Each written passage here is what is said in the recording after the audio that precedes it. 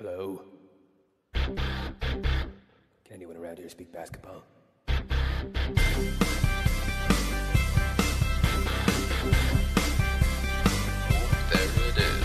It's the Confederacy of Dunks Basketball Podcast. Oh, yeah. How's it going, everybody? Good. Yeah. Yeah, I was looking right at you, man. You said everybody. I thought you were talking to the listeners. I said everybody, but I was looking at you. Okay. Well, I am well.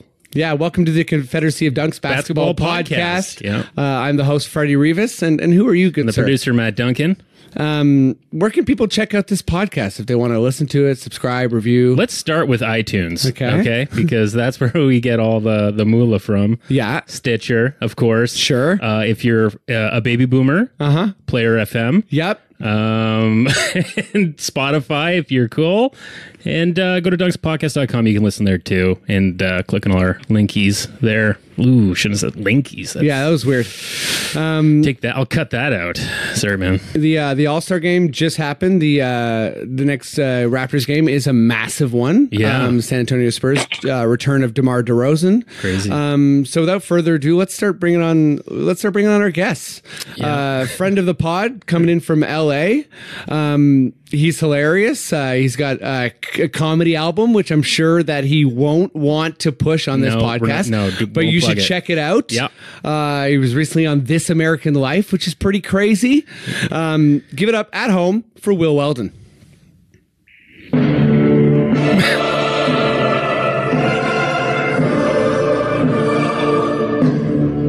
See, I didn't know if you'd stick with this one or if you'd go back to one of the old songs. You know what I thought about you used it? to play. Well, you made a request, and we're going to honor that. Yeah, I pay for that. I pay the royalties for you, Will. Anything to get you back on.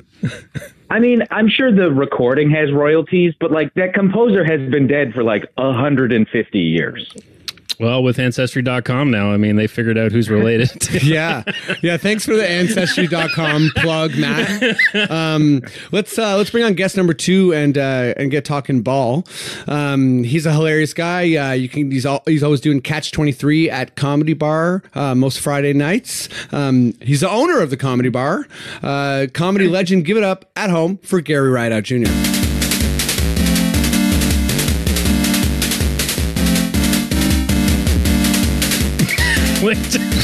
His face. Yeah, that was a pretty straight face for that song. Yeah, I was serious about it. I know I forgot to bring my music, obviously. Sorry, I apologize. And you also made a request, which I didn't relay to Matt. That's fine. I also thought when you said everyone at the beginning that you were, I was like, oh, we're going right in? Does he include me? Do I say something? Oh, no, I get an introduction? Great. I don't. Pretty sloppy intro, if I'm being real. I was like, is everyone for everyone at home? Or like the listening audience too? Yeah. Well, I think like one thing I've learned about podcasting is stay vague, stay inconsistent, stuff like that. I would say there hasn't been much. What is this? 98? Number 98? Mm-hmm. Yeah, 98. Okay, well, you got a couple more to figure it out. Yeah. Okay. Can I? Sure. I'd also like to add that I'm like insanely pissed off about that This American Life segment. And feel like they totally sandbagged me. So now I am insanely riled up because you brought it up. Nice. Oh, I'm glad that there's like some animosity. We're getting the real Will experience. Who's the mentor now? Yeah. Still him. The producer had gotten divorced a year ago, and she just cut my story into what she wishes her ex-husband would do for her. Shit. So you're not here to plug This American Life. No. And I'll also tell you, you mentioned my album. The day after that This American Life segment came out, my album streams plummeted. So I got literally nothing out of doing that show. Oh, fuck. Oh, man. I thought it was the total opposite. I thought it was like all things were great. I'm Ira Glass. I'm taking him down one day somehow. You just wait. Okay, good. Well, you take down Ira Glass. I'm going to take down Zach Lowe, who I really like. Zach Lowe. Why? I know we got to shoot for the top, right? Yeah. And then once we take those two down, we'll head for Rogan. Yeah. Okay, You're skipping over Bill Simmons, man.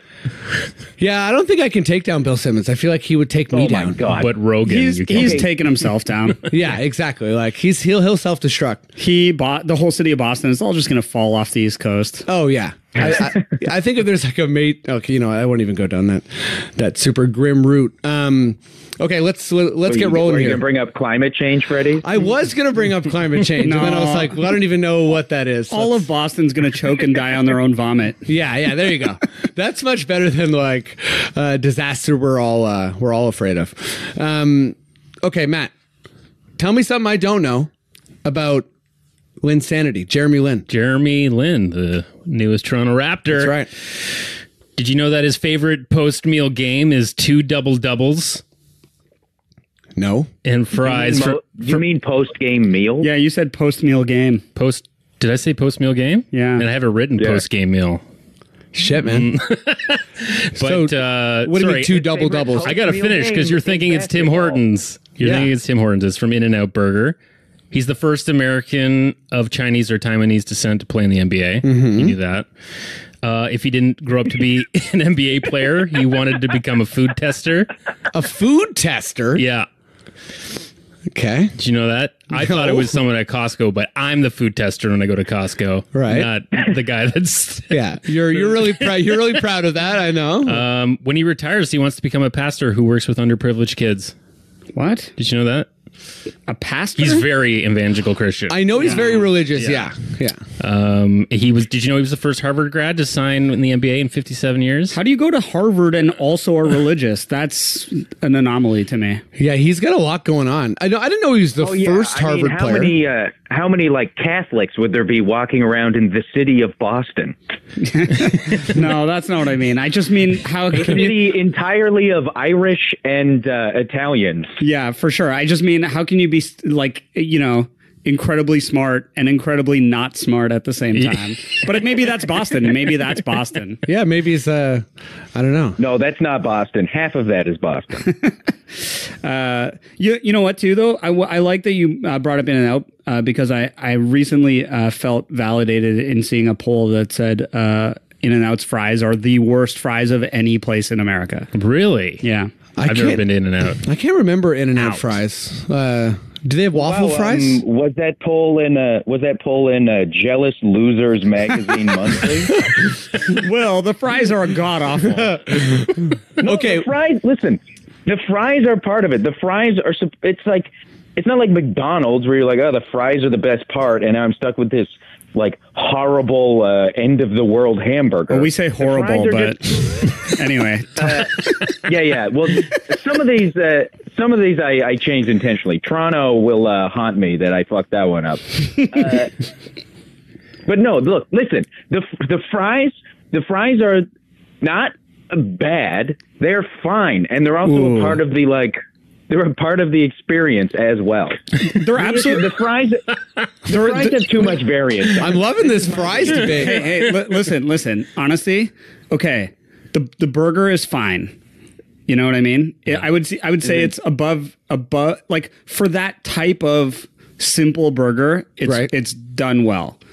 I think it's overrated, but that's people's fault for hyping it. Mm-hmm. The fries are you're eating. I couldn't tell if I was eating the fries or the box. You know what I mean? Like they're really the worst. Okay, well, first of all, the box is not that soggy. Okay, these were like straw. They were like hard straw. It was crazy. In-N-Out is our new sponsor, and we're in a lot of trouble. Let me tell you something. I've been there twice ever, so you probably have a bit. You know, like you said, maybe I was there 2 times when it was bad. Listen, I don't know if we're ever going to settle this debate. It's never bad. Sometimes the fries are just not great. They're not made well. But it's a different kind of fry. Also, you want to talk about, listen, people, In-N-Out overrated. And then they'll be like, I'm going to Shake Shack later. Those people cannot be trusted on anything. Shake Shack? Shake Shack's pretty good. I like Five Guys. It's a $14 a meal toilet. Yeah. I wouldn't, if it meant... if not going in there meant pissing my pants in the parking lot, buddy, you better believe I'm going to go for those plosives before I set. Okay, guys, this isn't Joe House of Carbs here, okay? One question. Carl's Jr., $6 bacon guacamole burger, yes, no? Yes. I don't eat pork, but I do love Carl's Jr. Great. Okay, that's okay. I wanted us to come together on something.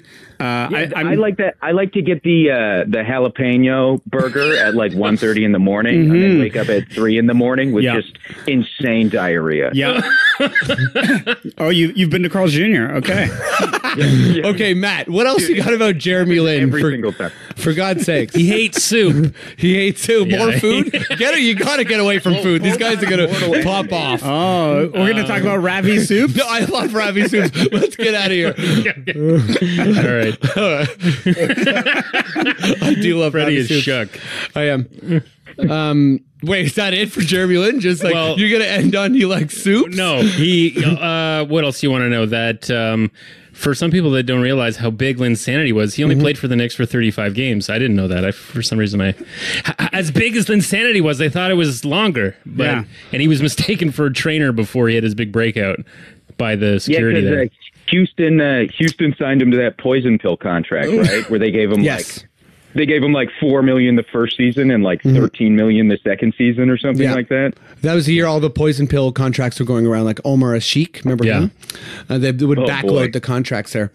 Okay, let's start talking Raptors ball because there's always a shit. Sorry, go ahead. I do want to say it was funny that you were like, tell me something I don't know about Jeremy Lin. And the second thing Matt said was that he's of Chinese-American descent. No, he's the only person in the NBA of Chinese-American descent. Okay? I mean, I did know that. And did you know he's Chinese-American? Will comes in hard. So, Matt, I am going to give you a C+ on that one. That's all right. Sorry, dude. It's Jeremy Lin. He's pretty famous. I mean, it was worth it for the burger Something talk. you don't know about Jeremy Lin, he plays basketball in the National Basketball Association. National Basketball. Okay, Matt. All right. Also, I heard there's We're off like the rails here. Just the last thing on Lin though, but like I heard like didn't he do a bunch of investing in like leagues in China and stuff? Yeah. He's like actually like also like insanely wealthy because of that. Yeah, no, he's on track to be like one of the first ever $1 billion basketball players, which is always a caveat. Yeah, LeBron, everybody knew that. That's why I didn't bring it up. Well, LeBron probably has that kind of money, but can't show. I know. Will's calling you out. But does he like soup? Does he like... Okay, you know what, Matt? Why don't you give me that Raptors sting? I mean, they're not an up-and-coming team. They're here.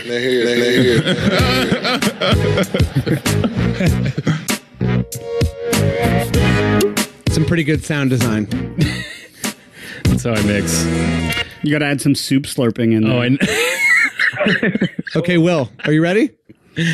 Yeah, I will say, going back to Jeremy Lin, I do think it's interesting that he's not voted into the All-Star game every year the way Yao Ming and Tracy McGrady were, because everyone in China would vote for them. But now that I've seen Crazy Rich Asians, I'm like, oh, I guess maybe China just does not feel the same connection with a Chinese-American player as they did with a Chinese player in the NBA. That's probably fair. But he's still like I think he's still like top 20 jerseys or something, right? Like his jersey sales are still like... Yeah, he's very, very popular. But that's actually a good point because like Zaza would always like, almost get voted in. Doncic almost had it this year. Like if you come from if you're the only representative of a country, you often have a leg up. Mm-hmm. Yeah. Well, Doncic also rules is why. Yeah, he's pretty great. Okay, Will. Let's talk Kawhi a little bit here, leading up to the big Friday San Antonio game. So not so much like how he's going to perform in this individual game because it's probably not going to matter at the end. But where are you at with this weird season of Kawhi Leonard? He made a couple comments about the Raptors and Toronto over the All-Star break. Mostly good. He threw in the kind of like cold stuff, which sucks. But he said he's having a good time and we're a competitive team. Obviously, he's hard to read. Do you care about that narrative? Or where are you at with Kawhi as a Raptor? Are you enjoying it? Is DeMar going to play or is he still out? Or is he out? He's healthy right now, right? Yeah, I think he's going to play. Yeah, I think this is kind of off topic, but I do think Pop is not the same guy this season as he used to be. Because if he were the same guy, he would absolutely bench DeMar DeRozan. But I think DeRozan has been benched in some fourth quarters, hasn't he? Well, no. I mean, he'd give him a straight up DNP in his return to Toronto. I don't think he would do that. But would Pop? Yeah. Pop's good at using people and making them, the best version of themselves. I can't see him not wanting to bottle that, DeRozan anger or whatever. He'd do it just to fuck with the other team, 100%. Maybe, yeah, but again, this is the crowd's gonna be DeRozan's gonna go off. I feel like the crowd's gonna support him big time. The crowd's gonna love DeRozan. I think. It's also. I just think Kawhi's going to leave. I just don't think he wants. I don't think he wants to say. I don't think he dislikes the Raptors, but I just think it's the type of thing where he's playing the year out, and we'll figure it out. So are you bothered by that? Do you care that he's kind of like a hired gun, like a mercenary type season, or are you whatever? Who cares if we win? No, I don't care because I don't take it personally because I don't. It's not I don't feel like the organization is a joke the way it was essentially before Masai showed up. And it's also the type of thing. It's I'm pro players doing whatever they want. I'm always on the player side pretty much. And also it's when the trade happened and everybody was well, he's just going to leave in a year. I'm completely fine with the Kawhi experiment just being the start of the process of blowing up that original core of players and then beginning the process of remaking the team into what it's going to be next. Although now I'm almost a little afraid that, Siakam will get so good that we're not able to bottom out properly. But that's always been my opinion. What was that? No, sorry. That's always been my opinion is that the Raptors have too much talent and are too asset rich to dare compete with the Atlantas and Clevelands of the world. I think it would take them years to really gut. Yeah, they're just if they wanted to do that. I just don't think it's going to happen. And it's that's another reason I just to add on to your points there, Will. It's I'm fine if he leaves. I'm completely fine with it. I've made peace with it. It's not even something you need to make peace with. We play great with him in the lineup. We play great without him in the lineup. Also, the organization has been so professional through the entire process with him that there's a lot of free agents this year. If it's not him, and we want to make next year's last year of that window with Kyle and Gasol and besides and 3-year Serge, window, yeah. Well, these guys that all have 1 year left, right? If you want to make that year work as well, then maybe you get Kemba or whoever's the 10th best free agent. Yeah. There's a lot of great guys out there. Middleton. They can't all go. They can't all go to one team. So it's maybe you get someone else because they're also willing to be treated the way that Kawhi got treated. Yeah. And they're there's only 10 realistic locations I want to go in this league, not all 30. Yeah. And I feel like we're at least in that 10 conversation, despite what Chris Bosh said. Oh, God, yeah. Do you think continuity is an issue with Kawhi, or do you think it's going to manifest in the playoffs like the whole Kawhi offense and Raptor offense? Has that been overblown? Yeah, I think we'll see it's been interesting this year that I really didn't like early in the season when it was the last 5 minutes, every time up the floor was just Kawhi ISO. And right. it was but I feel I really feel like Nurse is just going to go with what's working. And by the time you get to that last 5 minutes, you're going to know what's working. And even there's been times this year where Kawhi's deferred to Pascal because I think he sees a legit second scoring threat. Yeah. That sort of, he hasn't been seeing with some of the other guys prior to Pascal's emergence. Yeah.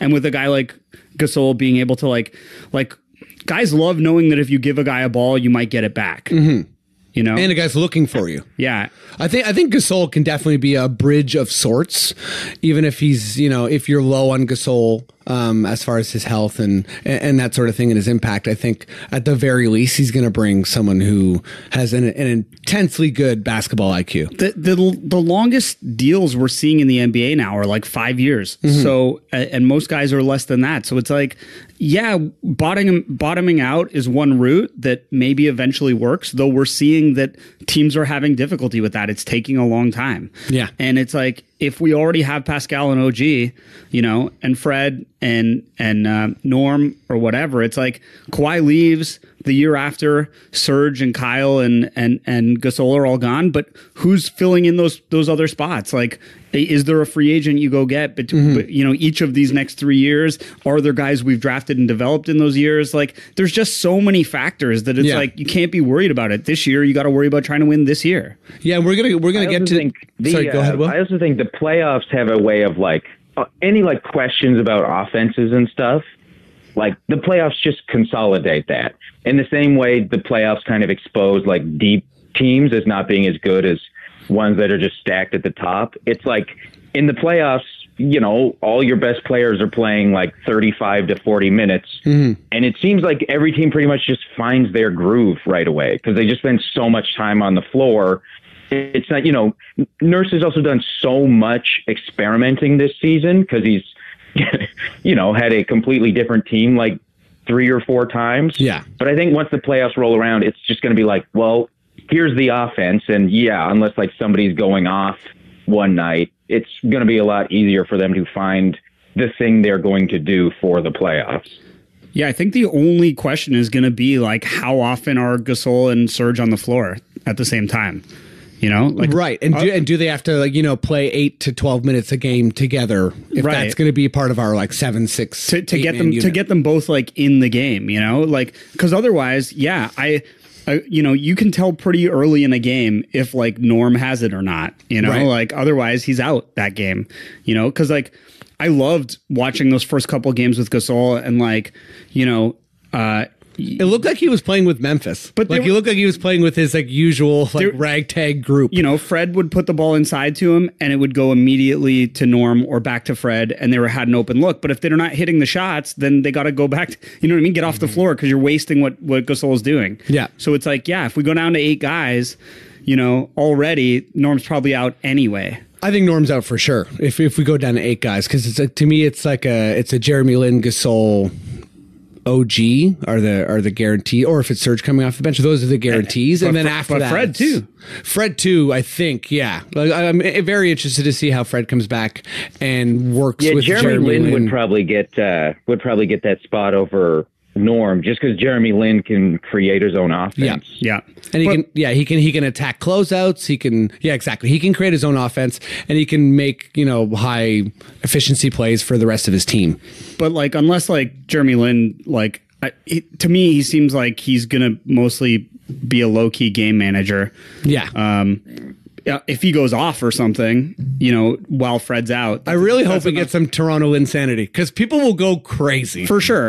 And he might have a game or two like that. But like if he genuinely goes off, it's like, I don't know how when Fred's back, he doesn't automatically supersede him. You know. How Fred doesn't supersede Jeremy? Yeah. Yeah, I think Fred's had a lot more time with the team, can play better defense, and can do most of what Jeremy Lin does. But Jeremy Lin is pretty gifted offensively, I think, like as far as like, he's pretty intuitive. But yeah, Fred's, you know, had a lot of time with the team, etc.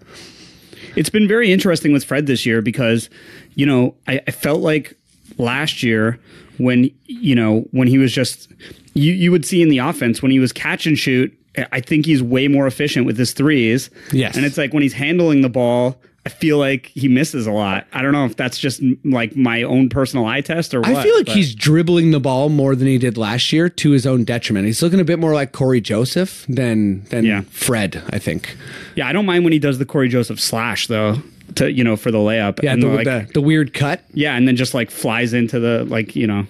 Okay, let's pivot to the end of to the home stretch here. Gary, I'll start with you. So the Raptors are currently tied for 6th in offense, tied for 10th in defense, and 4th in net rating, all worse than this time last year. What do you think they need to improve the most, like in these last 20 whatever it is 24 games?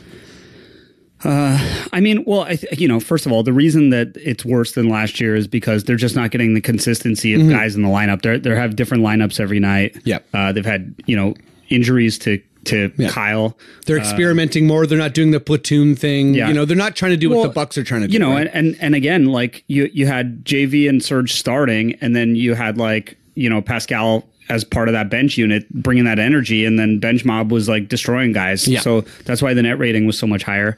I think consistency is still a problem. They start some games really slow.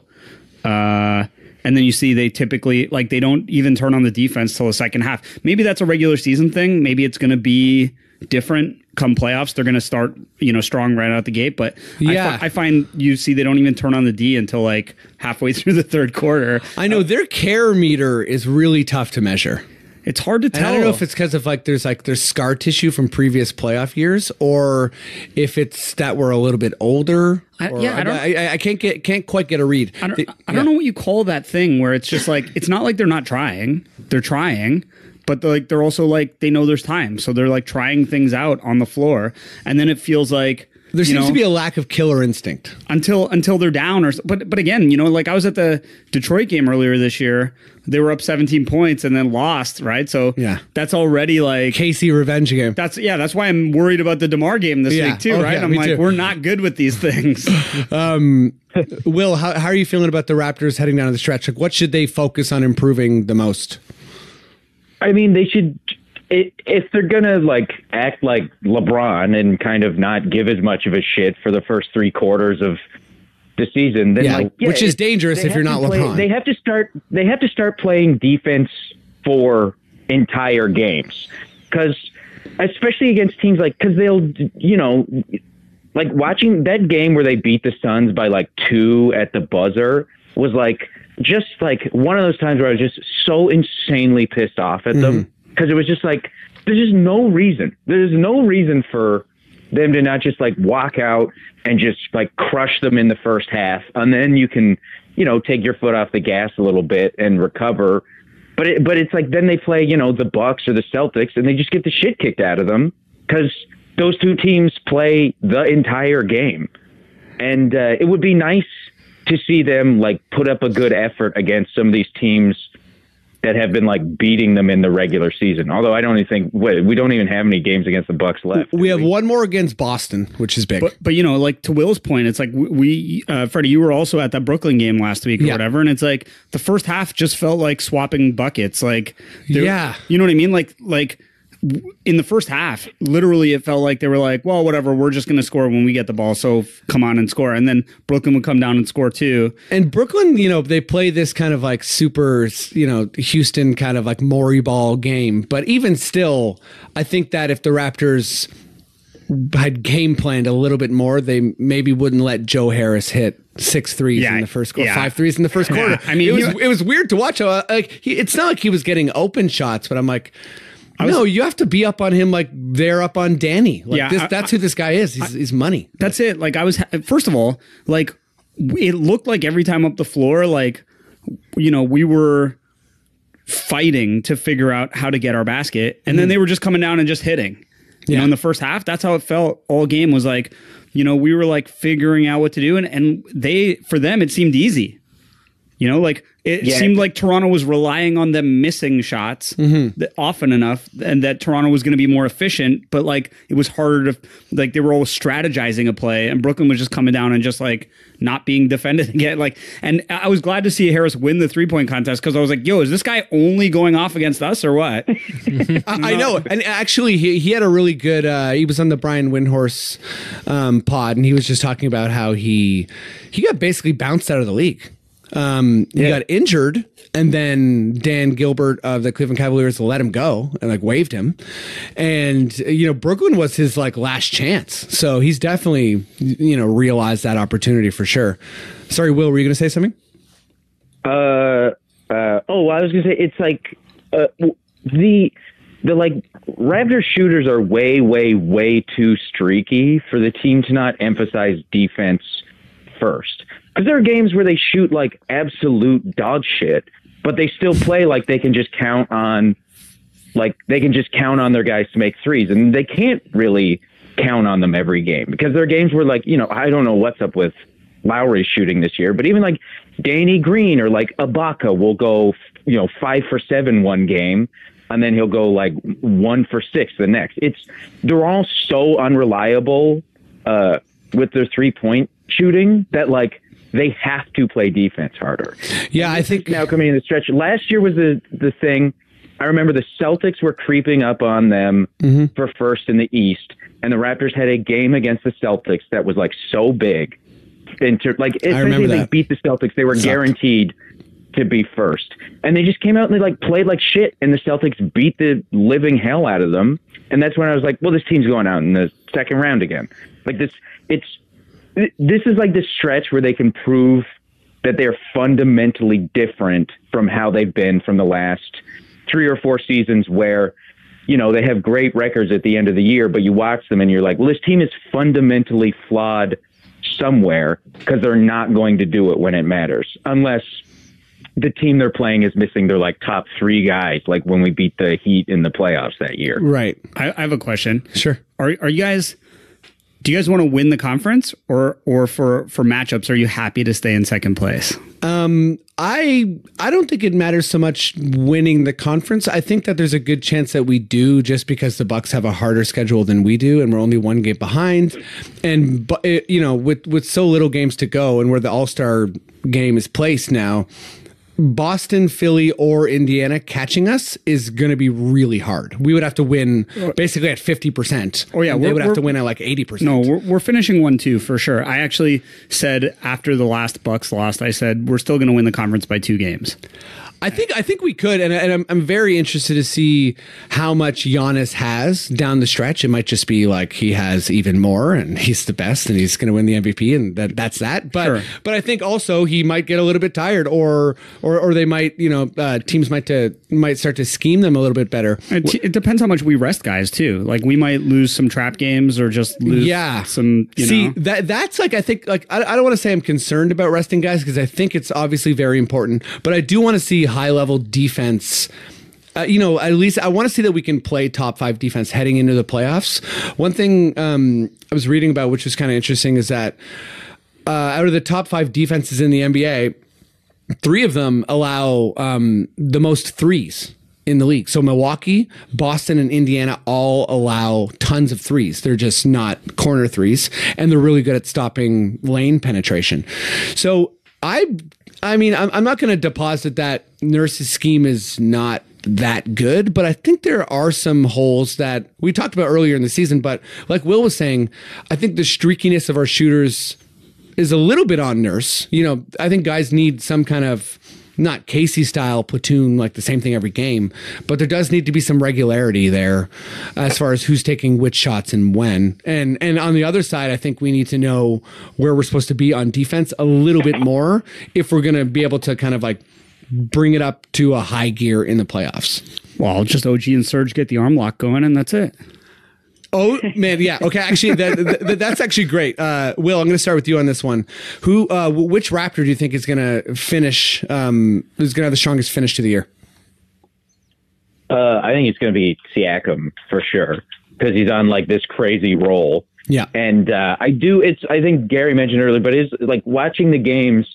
It seems like Siakam is kind of the guy who Kawhi is the most pumped to play with. Yeah. I was at that Utah game where there were like Pippen and Jordan out there. They both got like 40 points. It was nuts. Sorry. Yeah, and it's also like watching, they're like just like all these clips of like Siakam making big plays and like Kawhi grinning on the bench. So it seems like it's the one guy, and I think and obviously he and Lowry have great chemistry, and I also think it's going to be a thing where, you know, Lowry is going to be able to be like, well, I don't have to do as much if this, you know, insanely athletic guy is just streaking all over the court doing every single thing. So I think he's going to get more and more responsibility put on him as the season comes to a close. And I think he's going to like excel in that role. I also liked Kyle coming off the court, you know, last game, telling Nick Nurse, he's like, yo, man, you got to get Pascal out of there. Like, that was cool. Yeah, it was so cool. Like, that was a nice, like, leadership moment. Yeah. I always, like, look for those little things, and that was big. Get him his ovation. Mm-hmm. And, like, and chirping, and like Pascal saying he chirped him at the line to get that 40. Who do you think's gonna have the strongest finish to the year? I mean, probably the same answer. Like it probably is Pascal. I mean, I'd love to see. To me, it would mean more. Like I don't see how Pascal can't just keep doing what he's doing. I think he's going to keep rolling. Like teams might have more of an answer for him next year or in the playoffs. But I think for these last 24 games, he's just going to continue spanking everybody. But I would love to see OG. Get a few more minutes and a little bit more consistency and be used as a shooting option a bit more. If he was consistently scoring in the, like whatever, 12 to 20 point range, something like that, like 12, 15 points, something like that, like that, having that guy, be a part of that bench unit and just, it's tough because like he went straight into being a part of the starting unit last year. And now he's like been on the bench. Mm-hmm. He's, limited less minutes than last year. He's had a lot of personal stuff happen, but it's like if he's getting, some good defensive minutes, like if they're trusting, like, I mean, I feel like Danny Green took a big chunk of, those minutes. He like Danny Green and Kawhi went into those two spots and they're both like, yeah, we can cover everything you need. We just need filler. Basically. Yeah. But it's like, I feel like OG feeling important, feeling like, a more valuable piece of the rotation and contributing a little more consistently. Like, there's games he's out there and, he's got 2 points or something. And it's like, he's playing decent defense, but you don't really notice him. And it's like, they've got to involve him in the game a little more.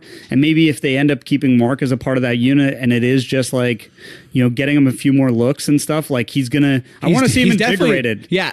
Okay. So I think he's going to be invigorated. And I think he's right at that perfect time of a sophomore slump where, like there's not like a lot of the pressure on him that started the season to have a breakout year like Siakam has eroded because he hasn't. And Siakam has burst through and he is that guy. Yeah. And I think that Nurse and Masai still want OG to be a big part of this team, obviously going forward and in this playoff stretch. Like they clearly remember how well he played LeBron and stuff like that. And I think that you're going to want to use a guy like OG on Hayward or Tatum or Butler or whoever. Like he's going to have to play good defensive minutes. And I think that Gasol is going to help him have like a breakout for the, like, I mean, maybe I'm being too optimistic and I think it's going to be a low level breakout compared to Siakam, but I'm optimistic with OG. He's still really young. You're listing those matchup guys in Boston, but like, who's your ideal first round opponent? Like, nice and easy. For me, anyone but Brooklyn. Yeah. I just don't want to play a team that's going to jack threes. But Brooklyn's probably going to end up in the 6th spot or whatever. We're not going to drop to 3, like, I think, right? So it's those bottom teams, it's like it's pretty rough. Like we should roll them. Right, but like Orlando is like charging now. Like maybe Orlando is going to get into that 7 or 8 spot, which is crazy. But because Miami's struggling, would you like a Pistons and matchup? Pistons, I mean, Casey, I didn't like that I was at that game, but I think in 7 we destroy them. Yeah, but it looks like it's going to be Hornets, Pistons, or the Heat. Yeah, and I think we'll roll all 3. Yeah, and I wouldn't mind the Hornets again. Like I'd rather the Hornets. There's not much there. What I don't want to get into is like a physical series where like someone gets hurt or guys get worn down, which is like can happen with like a Miami or they'll play physical ball, right? It's like I want to just beat guys at basketball nice and easy, keep the guys fresh for the second round. I know I want to have a first ever Raptors like calm playoff sweep, but I just know I'll be at K1 and we're gonna lose and everyone's gonna fucking doesn't even need to be a sweep. But like 5 games would be nice. Yeah. It'd be real nice. I mean, even the Wizards last year, like it sucked when the Wizards came back to make it like an even 2-2.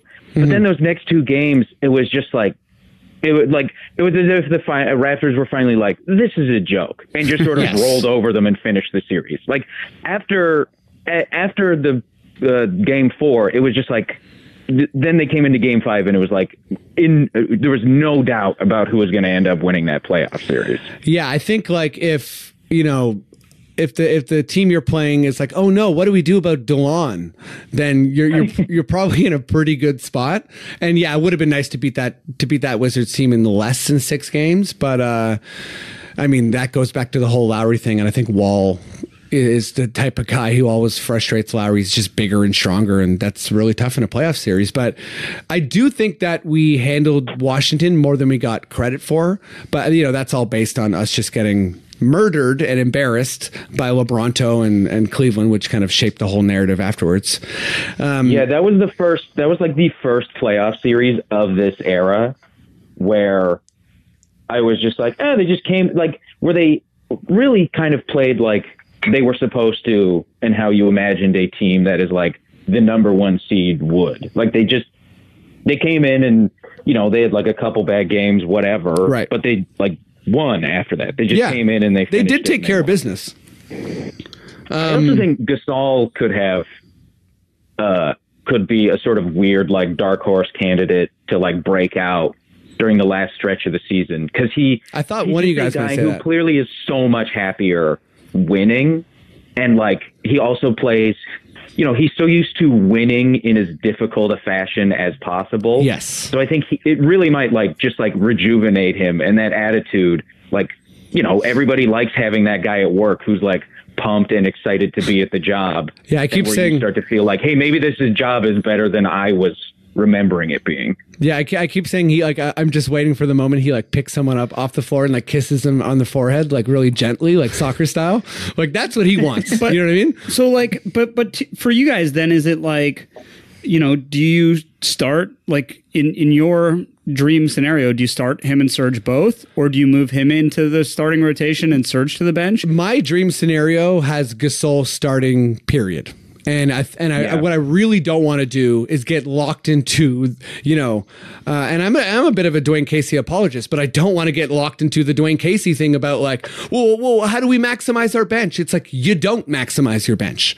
You start the game with your best lineup, period, and then you figure it out from there. Because what you don't want to do is be like, oh, let's save Gasol till we're 11 points down in the first quarter. It's like, what? No, don't do that at all. And I always hear people say, it's more important who closes a game. It's like, no, every minute of the game's important. And I don't understand why you would devalue a second of a playoff game. Like, if Gasol is so much better than Serge and can play 48 minutes, then bench Serge for the entire game. I mean, obviously that's not the case, but you know what I'm saying? Like, Serge has had a great year this year. And I think a big part of that is opportunity and spacing based on not sharing the floor with JV. So that's true. It's like, does he become ineffective if both he and Mark are starting? Or if by saying that Mark is starting, are you saying that Serge is the 6th guy or whatever? And I also think an interesting question, and I'm kind of surprised you brought it up, Gary, because I floated it somewhere and I kind of got laughed. Everyone thought I was a moron. I was saying, as insane as it might seem, moving Pascal to the bench and bringing him in very quickly could be an option if you're not, getting small balled by a team. Like if you're playing a bigger team where you're not going to get, the thing is that would be a very old lineup. If it's Kyle, if it's Kyle, Danny, Kawhi, Serge, and Gasol, there might just be 0 fast breaks. That's you know what I mean? Like, yeah, that's it. There's no variety in what you're doing. Yeah. Like Kyle, sending touchdown passes to Pascal, like keeps the defense honest. Like stretches the floor, keeps them honest, and it's like, and his energy, I think, keeps opens things up for everybody else. Yeah. It's like I theoretically understand what you're talking about, but I don't think that's the guy. Like I don't think he can do it. Yeah, he is having one of those seasons that it's just so good to even contemplate moving him to the bench. Yeah. Okay, let's get to some NBA stuff, but before that, Matt, why don't you tell me something I don't know? And you picked a lot of high-profile players today, but tell me something I don't know about Rod Strickland. Rod Strickland played 15 games for the Raptors during the 2003-04 season. What? Yeah. Yep. Did you know he's the godfather to Kyrie Irving? No. Yeah. No, that's cool. Okay, yeah, so he's the godfather of Kyrie. Do you know that he's, like, this is a recent thing, he's in charge of the G League's professional path program?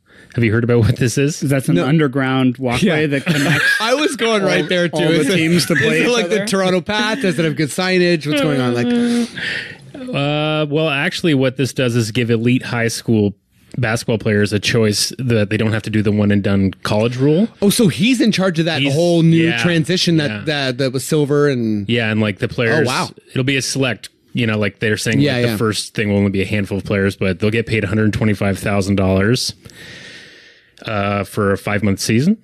And that's pretty crazy compared. Like I thought, does it seem like they're trying to get in on the recruit? Like the NBA is trying to get in on the recruiting with this? Oh, 100%. Yeah, the NBA, I think the movement really started with Obama at the Sloan conference, but he kind of floated the idea that, like, really, if you take a deep look at the one and done, it doesn't make a lot of sense. It's not fair, and the NBA is losing money. Like from a corporate standpoint, it doesn't make any sense for the NBA to not have those players. Obama is a big fan. Well, now he loves Sloan, man. One and done.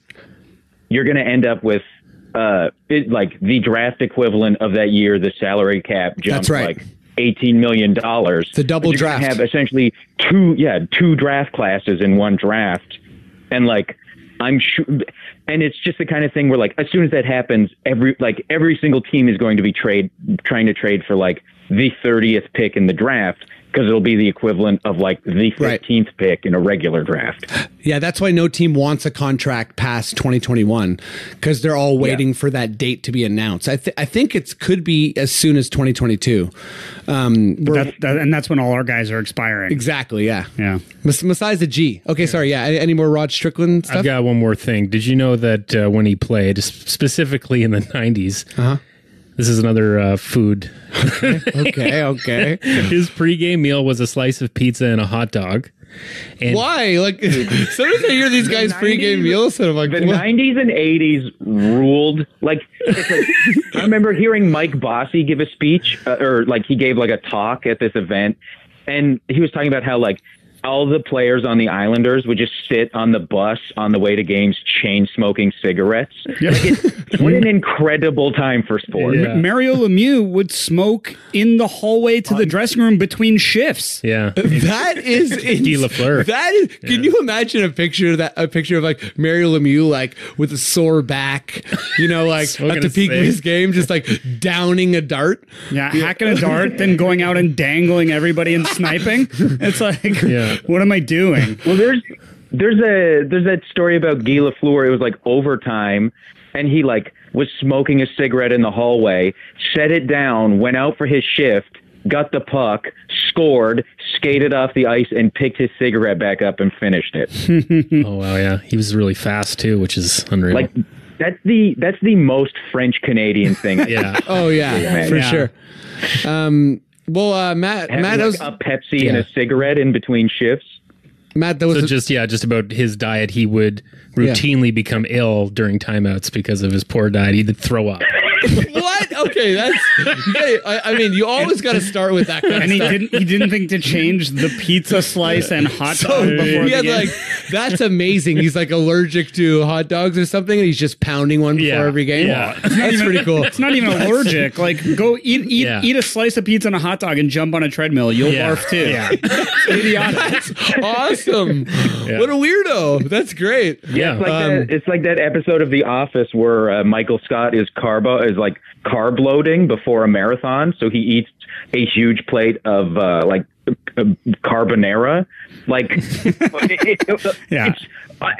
I could not imagine a more just egg pasta. Also having that much like not just the greasy food, but like being like a 30-year-old man shoving that much dairy down your throat before a physical activity. Yeah. I'm surprised he did not shit himself on the bench. I'm sure he has. I mean, routinely. Lowry had to run off a couple games ago. You guys I saw him run down the hallway for a you had to second. go to the washroom, I think. It's pretty rare, but players do it. Yeah, Like, I saw. They and cut he to him for- moved fast. They cut to him for a split second, and he was like jogging. I was like, "Oh, is he hurt?" No, bathroom break. yeah. But yo, what about what? So like, but you guys heard that thing? Like, I think it was a year or two ago. How it's like peanut butter and jam sandwiches are like the fat of the whole NBA now.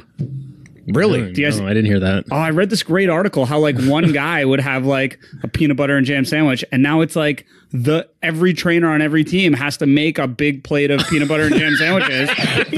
Okay, this is Matt's territory. Matt's seeing an opening for himself in the NBA. I'm telling you, that's true. Like it's like there was a big article about it. Like one guy started it, and now it's like everybody does it. All I can picture is a trainer like frantically making them like Goldie Hawn and Overboard. Making what? Peanut butter and jelly sandwiches. Yeah. But you Guys, say, watch Overboard. oh, Goldie Hawn. No, get your Goldie Hawn references out of here, buddy. You confused the crap out of me. Will got it. Okay, let's... They remade that movie, didn't they? I did get it. I've seen Overboard a bunch of times. It's a movie that now at this point in time is like insanely unacceptable. oh, yeah. Oh, I'm sure it is. Yeah. It so is. Yeah. I've watched it. You watch the movie and you're like, oh, this is like gravely immoral what is Yeah. happening during this movie. Was it from the 80s? Oh yeah. Yeah. Oh, yeah. Okay, let's move on to the NBA. Wait, sorry.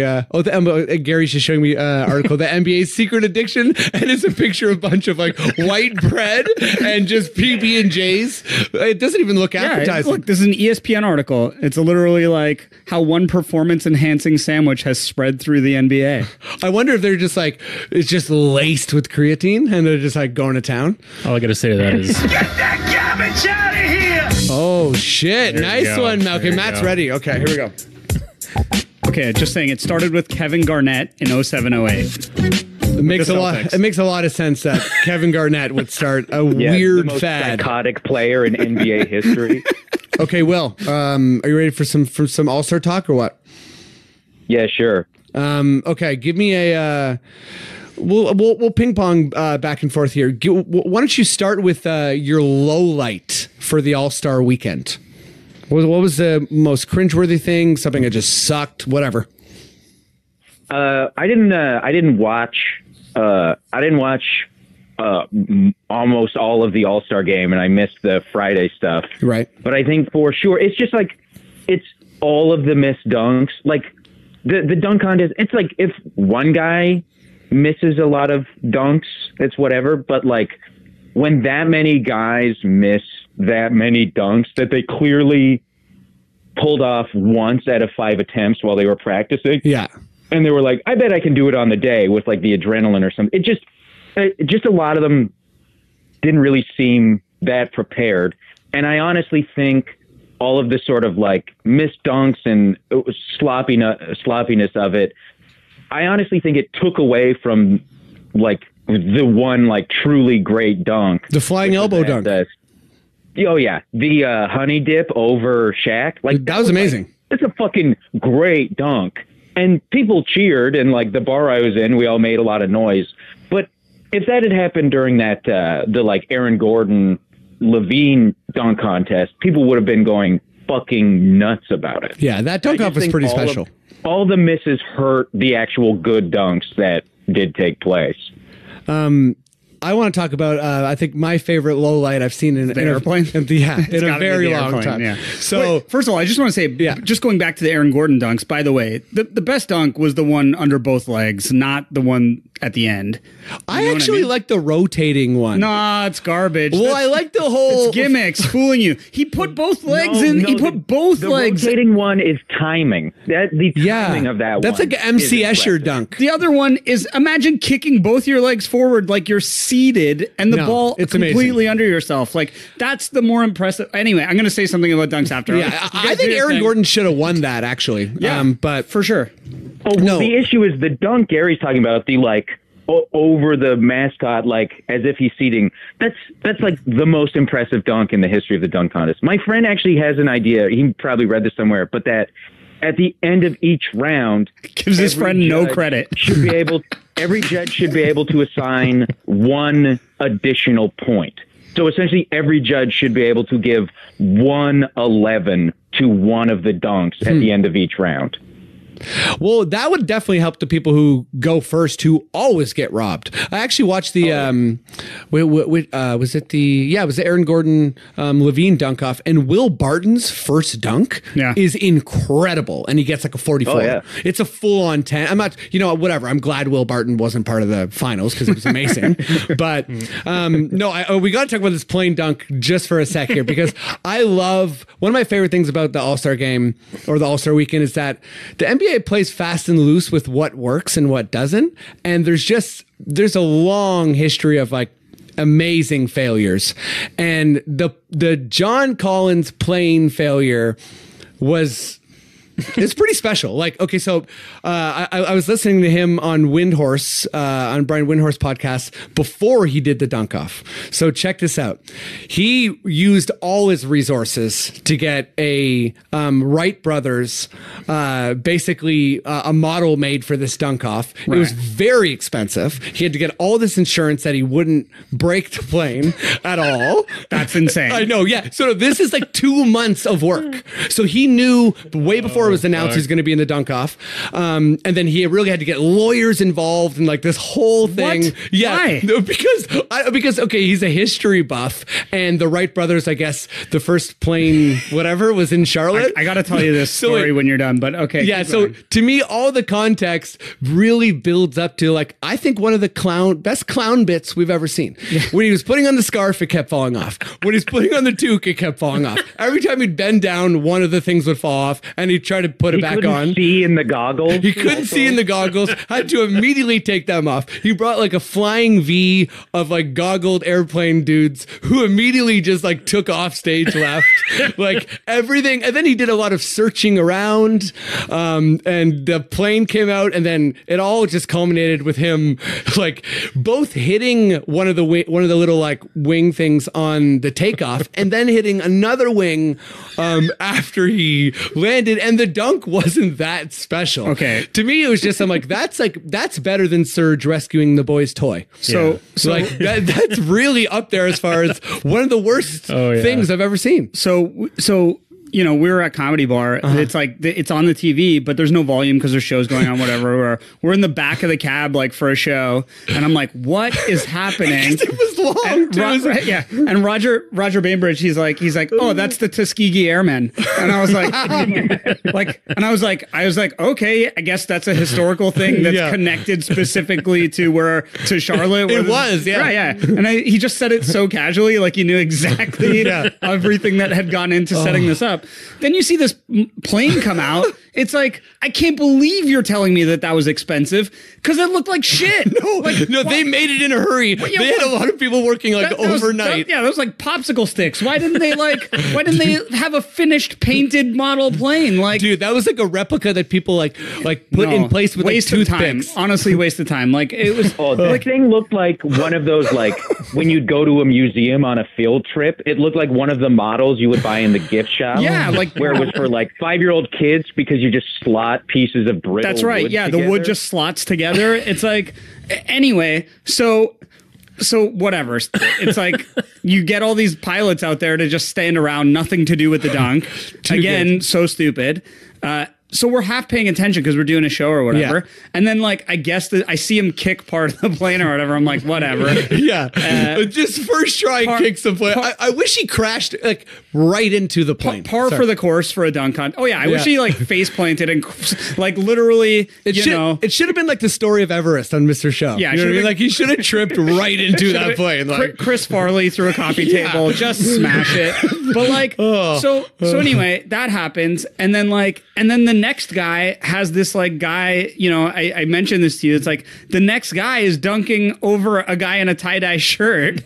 Right? Oh, is it the J. Cole one? I don't know. I don't know. There's no volume, right? So I'm okay. So they just got, like a plane goes high. They just got this guy who's higher. Yeah. And then like just looks like a stone dude in a tie-dye shirt. Yeah. And he's just going to go over that guy. And like my problem overall with two things. One, if you're going to keep the dunk contest as is, like the props thing, like you go back and watch Vince, it's like, there's no props, man. It's just unbelievable physical strength and height. Yeah. And like, whatever physicality. You're either doing a 360 or your arms are spinning around, or you're doing something with your body or contorting your body in a way that's incredibly impressive and still happening to windmill the ball into the basket. Yeah. Now, all that said, during halftime at games, we see these guys come out and jump off a trampoline and do like 720s in the air and dunk. And now you want me to be impressed by a guy just doing a basic dunk? I've already seen a guy off a trampoline go higher than the basket in the air. Yeah, and also like a lot of the mascots can do crazy shit. Yeah, a guy in a gorilla costume can jump from mid-court and spin in the air and dunk. What the fuck do I care about regular dunks? And the Memphis Grizzly like puts himself through tables and stuff. But I mean, it's like I saw Barry Bonds and Mark McGwire just pulsating stacks of muscle hit 70 home runs a year. You think I care about a guy hitting 40? Who cares? Yeah. You've ruined it. You've ruined it. See, I think I saw slam ball, man. Dude, I gotta agree to disagree here because for me, a tragic NBA bit when there's so much pressure on a young player and the expectations are they're way too high and people they feel like they need to do something really special and it's like a 90% failure rate. The low light of the weekend though was the rookie game. Those guys like the Future Stars game or whatever they call it. Those like guys missing 3 dunks in a row.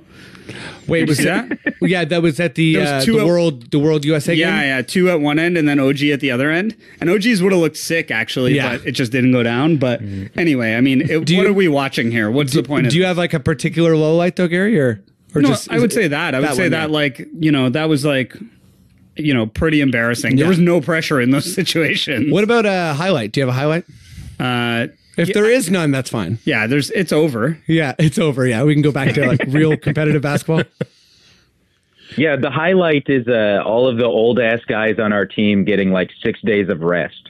The highlight, fair enough. I guess it's the 3-point contest now. I thought the 3-point contest was pretty good. Like I thought the competition, like I like that Danny got 23 and didn't get through. Yeah. I feel like that's a pretty high bar.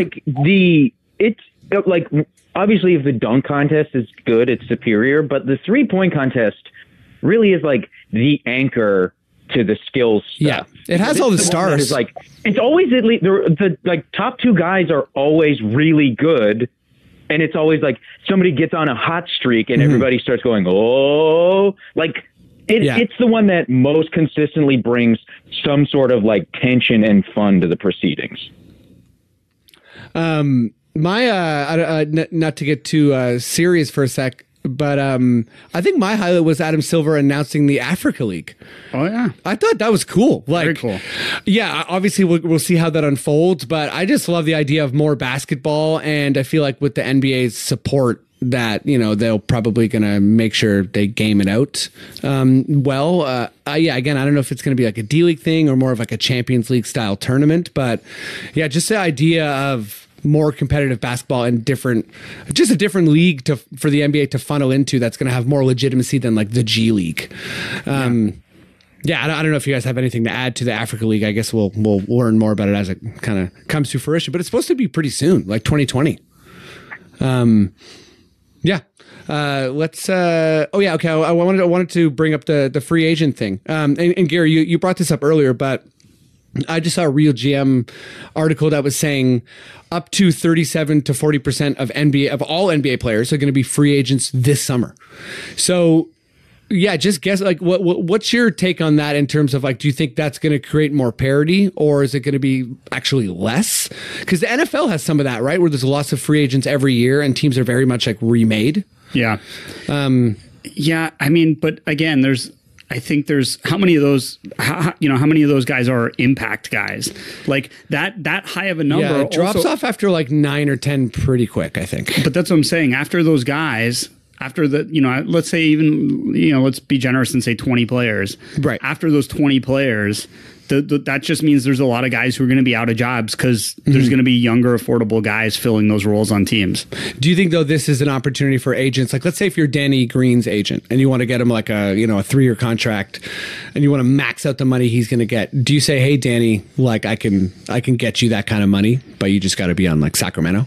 Yeah, well, type of thing. Like, is that maybe what could happen with so many free agents? Because you know, it always happens, right? They wait for the big shoe to drop, right? They're going to wait for Kawhi and KD. Where do they go? And that sort of thing. But if I was an agent repping, you know, a guy that was more of a role player or just a solid starter, if I was Chris Middleton's agent, I would try my best to get a commitment from a team that's not a top tier team and that's not waiting on what KD's going to do.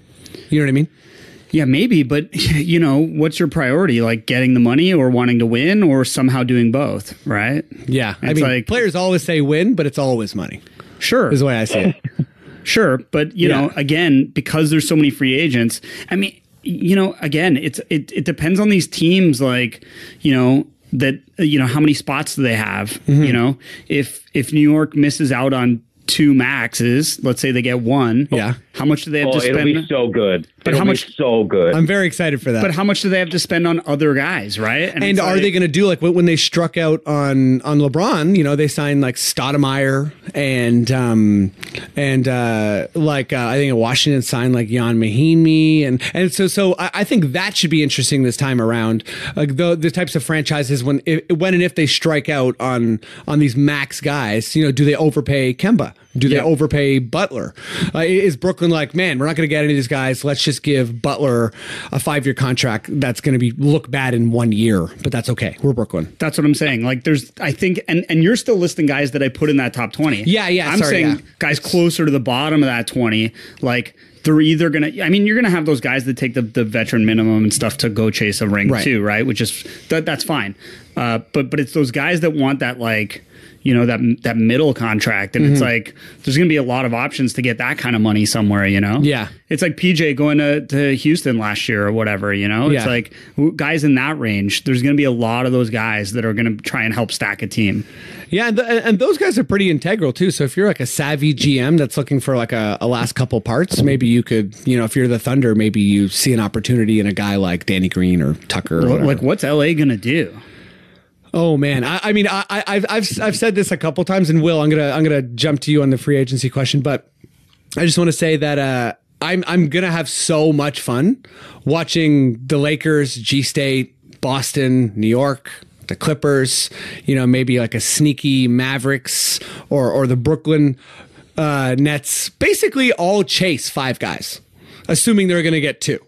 And the math just doesn't check out. A bunch of those teams are going to strike out super hard, or they're going to end up with Kemba or Butler. But, you know, I mean, maybe one of those teams gets KD and Kawhi, or gets Kawhi to join LeBron or whatever. AD's not even a free agent.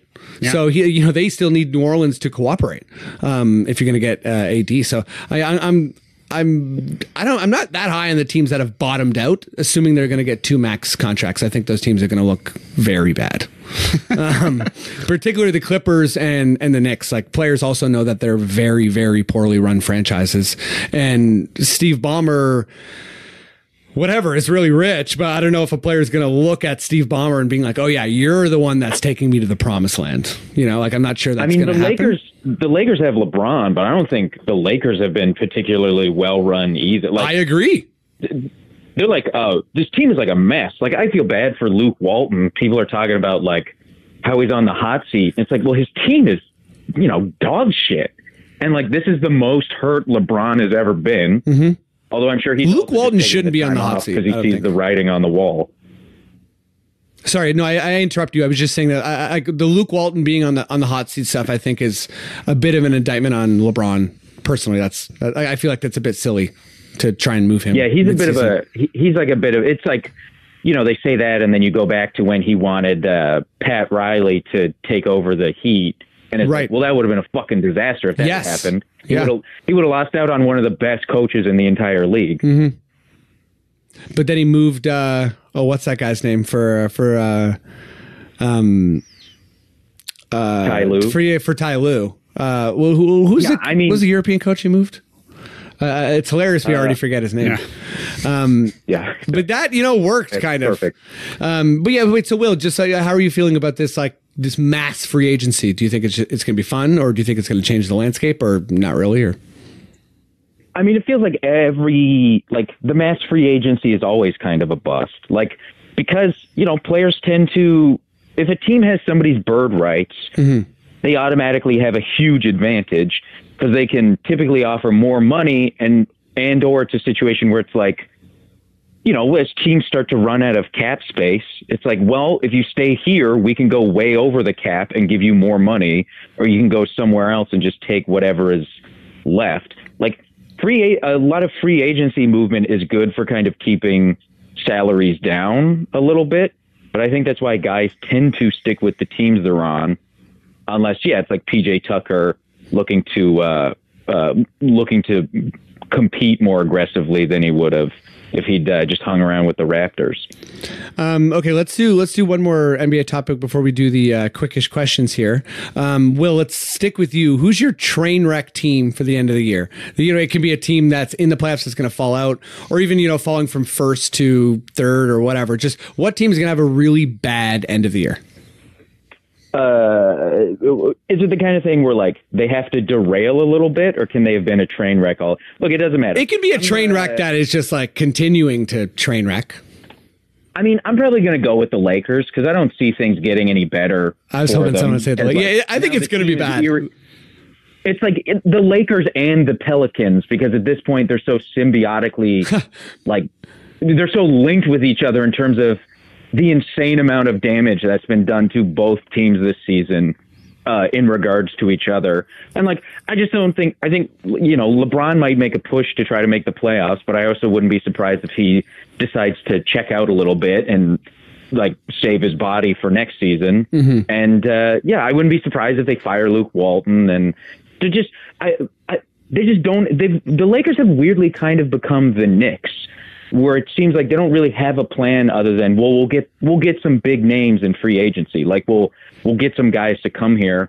And it just like, other than LeBron, like back when they won the last two championships with Kobe, they didn't sign Gasol. Like that was just like, they just made smart trades to put that team together. So I don't have a lot of confidence in like the free agency plan for them, and maybe I'm wrong, and you know, it's the same thing with the Knicks. I think with the Knicks, it's insane that they're just counting on picking up free agents, but they could also be doing secret collusion that we don't know about. Right. And you know, free agency rolls around and suddenly they have Durant and Kyrie, and I'm like, well, looks like I'm the asshole this time. But I think it's going to be the Lakers for sure. What's funny to me too about the whole free agency thing is like, a player can for sure say like, hey, I'm going to come to the Knicks. And then when the summer rolls around, be like, you guys look really bad. I'm not coming. Like all that wink. Remember when Boozer fucked the Cavs so bad? Yeah. He was like, let me out of my rookie deal and I'll re-sign with you guys. And then he went to Utah. Like the most ruthless thing I could possibly imagine. Boozer was fairly ruthless in general. Yeah. Did you hear Porzingis was on, or the Raptors were on his trade list? I did, yeah. That 4-team list, yeah. That was kind of interesting. Gary, who's your fall off the rails team? Oh man, there's so many. There are that, you know, like because it's all about expectations. I feel. Well, it's like I'll say like all those teams like that we were talking about coming in the 8th spot in the East, like Charlotte could fall apart, and they're all so bad anyways that they could just be bad. Yeah. And like Kemba's leaving, what are they going to be left with? Like. And they have Michael Jordan. You know what I mean? It's like, what's he done for that organization? Nothing. The fact that he's attached to that organization and they've just like, there's nonstop floundering. Like, I never ever feel sorry for Michael Jordan, but I saw a picture of him and Magic Johnson at the All-Star game, and I was like, oh man, yeah. I feel honestly like I'm like, like you would think for how long he's been there, something would have happened by now, and nothing's happened. And like Kemba's gonna leave, and he's the best guy. So it's like, make the playoffs or not, he has no support. They're gonna get pumped. It's like Detroit's a disaster. Like I don't know who I really want to be a disaster is Boston. Yeah, of course. Like I'd love that. They've been coming together, you know, and they're like winning, like on a winning streak. I'd love to see them lose a first round series. Yeah. Because I want to see Horford get in Steven's face. You know what I mean? Yeah. You know, already never happened. Like there was that article last week or something where they're like, you know, we're not we're not having fun. Yeah. You know, we're not like gelling as a team, and it's not fun to play here, or whoever said that. And it's like, that's what I want. I want them to combust. Yeah. And it's like, because I think it helps the whole East for them to have to like either like you know, whatever, Kyrie opts out and leaves or whatever like right. they have too many assets and too many future assets. Like they need to be taken down a peg, and now's the time for that to happen. Yeah, my I was gonna say the Clippers, because I think that you know, their whole kind of like, you know, retooling in prep to get a free agent, you know, it's going to make their on-court product worse, I think, for this last stretch. And I think that a team like Sacramento, the Lakers, want it more. But I feel like the Clippers, you know, if they finish at 10th or something, they're going to be like, we have our pick. This is part of our plan. The team who I think that has just all sorts of outsized expectations is Philly. And I feel like they're super combustible, and I'm just excited for one little match to get lit, whether it's Butler or Embiid or, you know, Simmons, I don't know, refusing to shoot or something. I just think that there's a good chance that they're like a Redick, you know, toe injury away from being way worse than they expect, and calling each other out in public. And I'd be here for it. I'd love every minute of it. Yeah, it really feels like all it takes for the Sixers to totally fall apart is just like one guy to just like sleazily stick his foot under Redick as Redick is going up for a jumper, and then who's shooting on that team after that? JJ Redick is like such a weird player because his stats have never been very good, but he's been such a fundamentally important player on so many of the teams he's played on. Like he's like when Danny Green is at his peak, he's just a guy who does a lot of things like 7.5 or 8 out of 10. And once you lose all those qualities, the team is just like really in disrepair. Yeah, when you're a floor spacer, it's like your gravity and everything is so vital to the team. So I could see losing Redick just kind of closing the court for that team big time. Like of these bad teams, who's going to be even worse next year? Like is Chicago getting better or worse? Chicago's just a weird disaster. What are they? I've always liked Otto Porter, but we'll see. Like, I don't think that's what they needed. Brooklyn, I actually think, has changed it around a bit. I think Atlanta's going to try to be bad again. Cleveland is probably like on a 3-year tear down or something. Cleveland's going to get worse. I think there's a chance that the Knicks are way worse, which makes me laugh. But yeah, let's get to some NBA quickish questions. But before that, Matt, tell me something I don't know about Lou Williams. Lou Williams played 80 games for the Raptors during the 2014-15 season. That was our first season that I jumped on board this podcast. I was a big fan of him. Did you know he's close with Bow Wow? With Little Bow Wow? Well, he's just Bow Wow now, okay? Okay.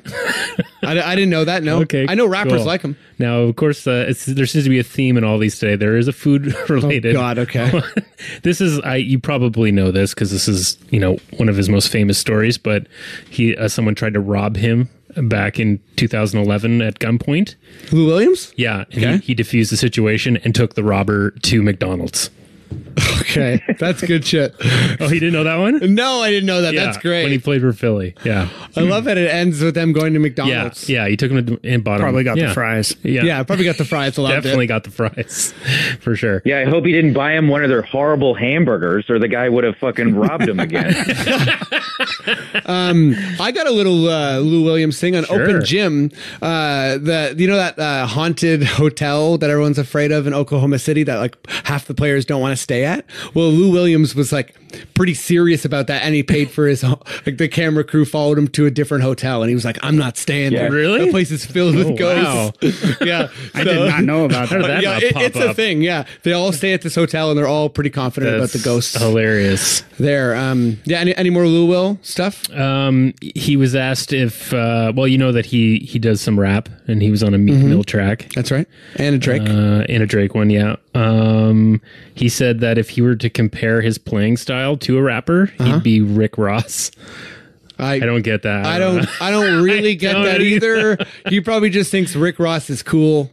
And we all remember when he dated the two girls. That's right. Two Will, Reese and Ashley. Just to give you an update on that, Ashley's no longer in the picture. Oh, okay, fair enough. Just Reese. Okay, Cheers. just Reese. Cheers. All right. Well, Matt, is that all That's you it got? for Lou Williams. I'll give you an A- for that because the McDonald's thing was pretty sweet. I'm glad you didn't know that one. All right, well, let's move on over to the quickish questions. Would you give me the sting?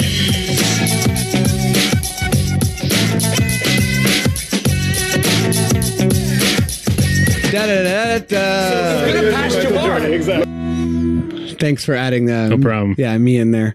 Okay, Gary, Will, you guys have done quickish questions before. You know how it works. I'm going to stammer through some questions, and you got to answer them as quick as humanly possible. Sound good?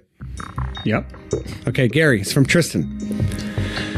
You're all drafting a celebrity to play with you on a 2-on-2 tournament. Who do you draft? Is Kareem a celebrity? Sure, he is. He's in the movie. Yeah, you know what I mean? Like That counts. That no, counts. no. That's It fine. should, Yeah, no. should be just like a movie star or someone, right? Yeah. Or Win Butler. Yeah. You know, he's Yeah. good, right? Yeah, yeah. I don't know. I thought Kareem was a pretty good answer. Yeah. Like, Yeah. he's in a lot of movies. He writes Yeah. for Veronica Mars. Yeah. What? Yeah, he's a writer. He's a staff writer on Veronica Mars. Tell me something I don't know, Matt. Incredible. Holy shit. Okay. All right. All right. Matt, come from Josh. Okay. Best players who aren't. Who's the best player who isn't technically an all-star? Best player who's Who's not an all-star yet? not an all-star yet. I mean, I'm going to say Pascal. Damn right. Okay, Will. No, it's Mike Conley. Yes, Mike. Mike. Sorry, you're damn wrong, Matt. It's Mike Conley. Jesus. Is this your question or mine? Listen, I'm ready to just go with the winning answer here. Will, it's come from Jonathan. Is anyone going to be dumb enough to sign Carmelo this year? Oh, dude, of course. The question is when it comes to NBA GMs, the question is anybody going to be dumb enough to? The answer is always yes. Yes. There is always an agent who's a good enough talker to because it's that type of thing where we're not in anybody's circles in the NBA, and I'm sure it's a lot more cloistered and shut off where people just talk to the people they talk to. And so absolutely somebody's going to be able to convince a team to make a deal and take Melo. Yes. It's just quickest It's just, questions, too much, right? It's not there's quickish too much answers. legacy there. Yeah, yeah. Oh shit, you got the Matt sting. Okay, Gary. This comes from Tyler. Whose abilities would the Monstars take in today's NBA and the upcoming draft? The best for commercials featuring NBA players, objects people haven't dunked. Oh, sorry, he's asking a bunch of questions with no question marks. Let's just go with the first sentence. The first sentence is which. I'm going to read it again. Whose abilities? Yeah, fair enough. Whose abilities would the Monstars take in today's NBA and the upcoming NBA draft? I don't know. Stars. Fair enough. Who do the Monstars like? Nobody knows. I'm going to go with Zion. Okay, Matt. It's coming from Tom. I feel like you should have to break it down because the Monstars, it wasn't just they took the four best. Wasn't Muggsy Bogues one of them? He was. Yeah, they did actually field a team, the Monstars. Yeah. Somebody should sit down and break down the types of players that all the guys they picked. And I think Sean Bradley was one of them too. Sean Bradley so was one of them. You need big white stiff who guys love to dunk on. It should be broken down by category. Yeah, Boban would be in there for sure. Yeah, Boban. Boban would be great. Okay. Boban's great for anything. He is. He's good for In-N-Out Burger, whatever. Make him famous, then I'll take him on my team. There you go. Can make him. He's not famous enough. No, a celebrity though. Yeah. Okay, Matt. It's come from Tom. Hi, Tom. How long will Bobby be cool with Masai getting all the credit? Great question for me. I think that he is not cool with Masai getting all the credit, but I think he's ready to do something earth-shattering this summer. Okay. BW Esquire. Who the hell is Bobby? Bob. Yeah. Oh, you're pissing Matt off. Now, Bobby Webster worked. Don't play that weird sound effect. He's Masai's right-hand man. He's the general manager. No, it's Masai. Okay, so He's the Will. president. Yeah, come on. The president is the general manager. It's what? Like, no president is like, hey, I'm just going to let my underling. You make the decisions. Okay, well, this is coming from Tom. What's your favorite non-Confederacy of Dunks Raptors podcast? And we just found out Will doesn't listen to any. You know, the only other one I can think of is the one that Eric Kareen and Blake Murphy do, Raptors Reasonablist. Fair enough. Whoa, don't double up on my fair enough, Matt. Okay. Gary, I don't... Yeah, I'm going to read this. I don't know exactly where the question is, but you just give me a comment. It's come from Jess. What teams do you think are playing at their highest level versus what teams do you think can hit another level in the playoffs? Personally, I think Milwaukee is playing at their highest skill level currently, which is great for the regular season, but I don't see them getting better in the playoffs. Same with Philly. Boston and us are the only two in our conference who I feel will actually get better. So yeah, what team do you think can hit another gear, I guess? Oh, she did that thing where you ask the question and answer it. Yes. So I'll just say yes. Okay, fair enough. We agree. Matt, come from Matt. How tall would Kyle Lowry have to be the best NBA player of all time? Of all time? That's right. I'd say doing what he does at a 6.5 would be great. Okay, Will. It's come from Matt. Yeah. On a scale of 1 to 10, how much do you miss? I would have said like 8 feet tall, dude. No. What? Let's not get crazy here. 60,000 feet Yeah. tall. What do you mean? No. Yeah, I guess if there's no height limit, it's like godly tall, like 10 Prometheus 10 style. feet like- tall. He's got a bad back. I don't want him getting, he's taking that bad back with him to his new height. He just like puts his hand on the court and just like sweeps everyone off. Yeah. He's like, he's a big like a monster that murders people. Cool. It's just a chessboard, and he just sweeps everyone off, and then drops literally this pea into the basket. That got so amazing and weird. BFG. Okay.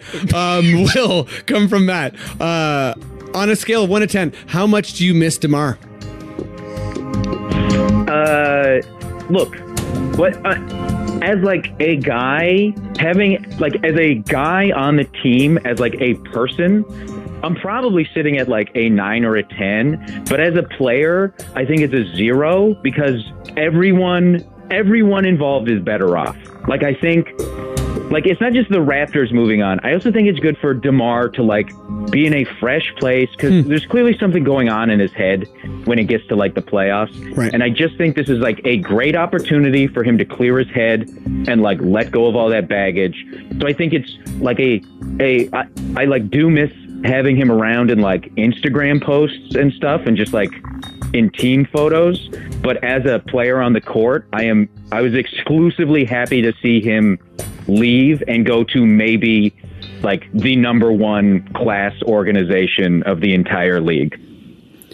Happy to say goodbye, but it's also hard. Gary. Yeah, I'm sorry. I just on that point, I know you're gonna have a question, but just on that point, I agree completely. And it's like you do miss that. Like we're starting to see it now with guys like Pascal, where it's like there is that like chest thumping after you like nail for sure. a shot. Like because we haven't had guys do that this year to this point. And people really. like when you watch Embiid, he can get Philly going, like it really ups that advantage. Yeah, and, with his his kind of like Hulk Hogan ear thing. It's right. like people go crazy when and DeMar used to do that stuff, in his own way. Exactly. Yeah, he was more like refined, but you could still sure, but it was like it was flexing. Yeah. On the other team, and for your fans, and to get the team energized and get them going. And it's like I feel like we were missing that like ownership feel, because it really did feel like that whatever we say, like, yeah, we're better off as a team and everything,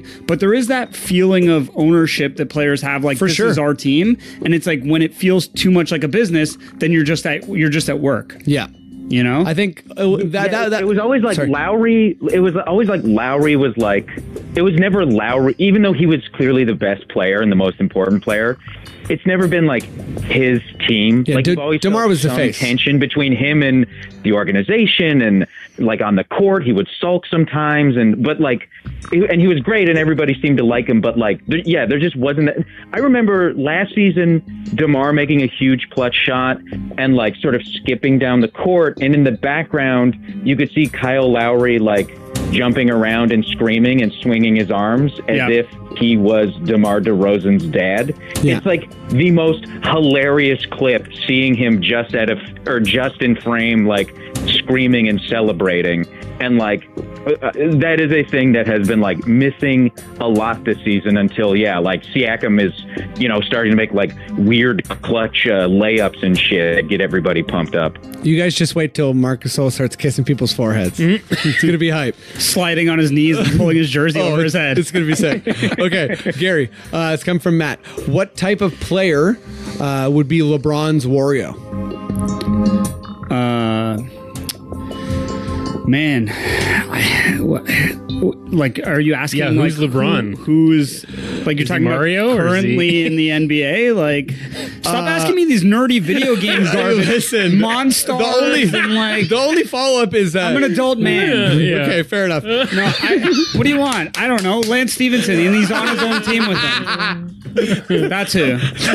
Okay, Matt. That's a decent pick. What about like Nate Robinson, who is insanely athletic but very small, and instead of like a very like intelligent, like calming player on the I see him being like He's a little like, peach. Yeah, I was gonna say he's like pre-mushroom Mario. He is LeBron. He just didn't get the growth mushroom yet. Yeah. Okay.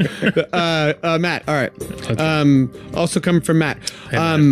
Would you have traded Kawhi for the Lakers package they offered up for Davis? Oh yeah, sure. Give him a real basketball question. Save something garbage. Listen, I got a good one coming for you, Gary. Trust me. Is it the one that has like Rondo and Beasley and basically whatever the Lakers could offer? Would I have traded? Yeah. No. Correct answer. No. Okay, Will. It's coming from Tristan. It was Valentine's Day recently, and it's been cold in Toronto. Who would give the best hugs in the NBA? I believe this question was meant for Gary, not me. Oh, I got one for Gary. Trust me, he's gonna piss him off. It's in the entire NBA. That's right, best hugger. Oh, dude, a Boban, absolutely. Yeah, it seems like it'd be bad because he is just like a ropey man who literally only eats soup. But he just is like so cheerful and so big. I think you would feel extremely safe in his arms. Yeah, he'd treat you well. Gary, it's come from Matt. How bored is Gary of January? Oh, 100%. 100% bored. I'm 100% bored of it. Okay, just because poor Gary's been getting nonstop garbage questions. This one's a bit better. Only a bit though. Okay, Gary, it's come from Tristan. You've been charged with booking an act for a halftime show during a game. What would your ideal halftime show consist of? I would run a full slam ball league during halftime. I want all those trampolines out there. That was a great listen. People got so hurt. The only reason that slam ball didn't succeed is because it was like the Dragons versus like Team Green and Team Yellow, and the horrific injuries. No, you had started blocking shots. You just had to put it coming down and like breaking femurs. You had to put it in cities. They had to represent cities, man. That was the only thing missing. You gotta do it. You can't just represent. Otherwise, it's just like the same as when they used to have roller derby on TV or American Gladiators. It's like, put it in cities, represent cities. That would be a real league. Mm-hmm. No, Can you imagine if there was a whole sports league based around performing at halftime at other sporting events? It'd be great. I guess the quick change artists, those are great. The quick change artists are so fun. I like the Simon Says guy, but yeah, he's already a thing. Yeah. Okay. You know who you should get? You should get that guy who did a Just for Laughs gala like 20 years ago, where he pulls himself through a tennis racket. Dressed up as half of him was dressed up as Diana Ross, and the other half was dressed up as Lionel Richie. Any of those, sang a duet as both of them. Any of those, that's pretty great. Any of the French acts that go between the comics, I would take all of them. I could put them on the court at the same time. The guy who's Michael Jackson with like the Jackson 5 on sticks, dummies on sticks on either side of him. That guy for sure. Yeah. Guy who pulls himself through a tennis racket, no question. Yeah. Guy who literally we saw. How about just everyone who's going to go to Burning Man? Come on down. I went with Nikki. I went with Nikki Payne to see her do her first gala. Pat and I went, and she was like, she was like worried she had to go after one of these French acts. And then sure enough, it was a guy. A guy came out in like a wrestling jumper, like a neon striped wrestling jumper and a painter's cap, and they played like trance music. And then it was like basically like a monkey bars, like a jungle gym, and he just stuck his legs in it different ways and like, you know, like was vertical, like leaning out of different parts of the monkey bars for 5 minutes of music, and then the music ended, and then no host, a voiceover goes, "Ladies and gentlemen, Nikki Payne." Like it was, and then she had to come out and do comedy. It was truly prime insane. Conditions for comedy. Yeah, really insane. Yeah, one of the like being a part of like the American side of Just for Laughs and getting to watch like comics I know come over to me and be like, "Hey, why are there all these French people like taking photos and laughing in front of a giant lawn chair?" And I'm like, buddy, that's the kind of humor they love here. Yeah. Things that are bigger than they should be. And yeah, like human beings who do things that human beings aren't meant to, but for practical reasons. The like, opener, you see it and you're like, oh yeah, most people couldn't do that. Who cares though? The opener of a show I saw was a guy tossing pizza doughs for 10 minutes. I mean, that sounds like it would kill. Yeah, you know what you're actually though, you're talking about the like things that are just larger than they are, and it's like every year in Montreal they bring out these 3 guys who walk around with these giant 10-foot tall heads on, like big fake giant heads. I saw those guys. They were rocking it. Yeah, and people are all over them. I loved it. They can't get away. I was following around for a couple blocks. I was looking for food too. They're crowded. Yeah, you can't. Okay, I got 2 more questions here. Oh boy. Matt, coming from Tristan. It's kind of a triple question, but just go for it. You've been granted your own expansion team. What city would it be in? What's the name and what's the mascot? Wow. I'm gonna go with Quebec. Okay, Quebec is the city. Quebec City. Quebec City. Yeah. And the mascot is Patrick Poutine. Okay, and what's the team name? The team name is the Quebec City Ramblers. Okay. I mean, Nordiques. You missed a perfect opportunity to taunt every citizen of Quebec City by bringing them an NBA franchise named the Nordiques. Oh, I know. See, I'm not that mean though. I would be build up. I'm trying to build up a proper team, or the Canadians, or the Canadians. Yeah. Okay. Will spell it the Anglo way? Yeah. Will, I got the last question of the pod for you.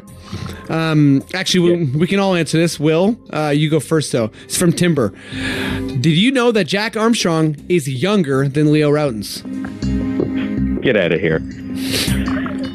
Come on. Do you mean get that garbage out of here? Yeah. Specifically? Are you saying you don't believe it, or you know that Jack's actually 24?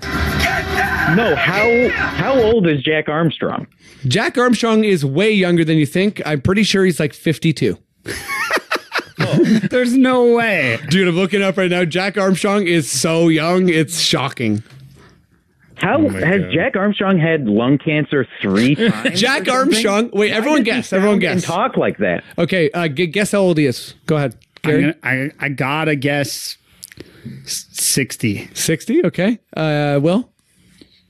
I'm going with Price is Right rules here. 1 year old. Okay, fair. You're almost closer. No, he's 56. Wow. Yeah. So, and I would have gone higher. I only because everyone's saying how young he is. Like, I would assume that guy was around 7. I'm thinking about my dad. He's 72. I'm like, yeah, so that's about the same age at least, like 72, 73. And he only ever talks about things that existed like 40 years ago. So it just fits, you know? Yeah. That's insane. Jack 56 years old is like a very underrated, insane color commentator. I totally agree. Don't know enough. Like, he just hasn't had enough exposure to this market for like people to truly appreciate how strange Raptors broadcasts are with this bland professional man, and then just like a grandpa who just like rolled out of the coal mine and walked right into the studio and started doing color commentary. And he didn't even coach for that long, which is one of the funniest parts. I do prefer him to Leo, though.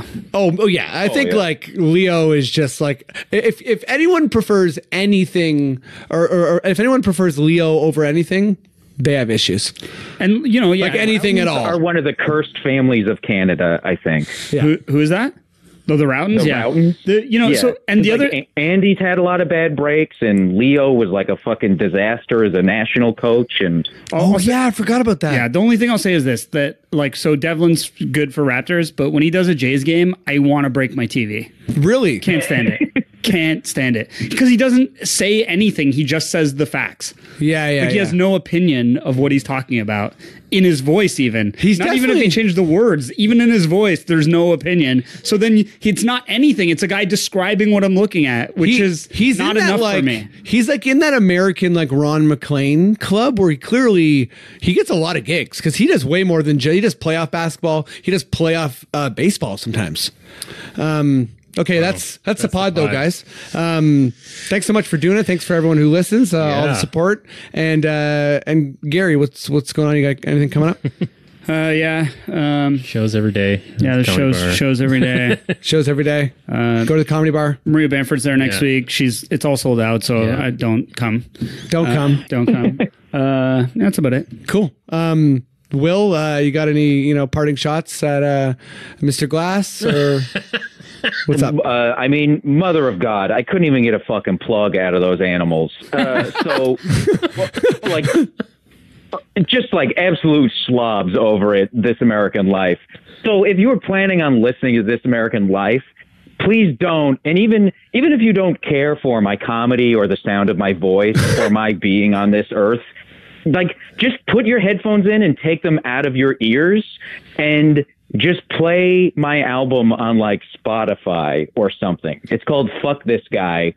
Really and truly, but it's just like a weird coincidence. But that episode coming out and then my streams like plummeting have me insanely pissed off about the whole thing.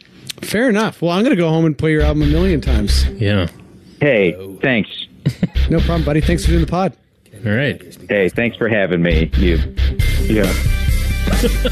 Will's going to be all right, everybody. All right. Thanks so much for listening. See you guys. See ya. It's the Confederacy of Dunks Basketball Podcast.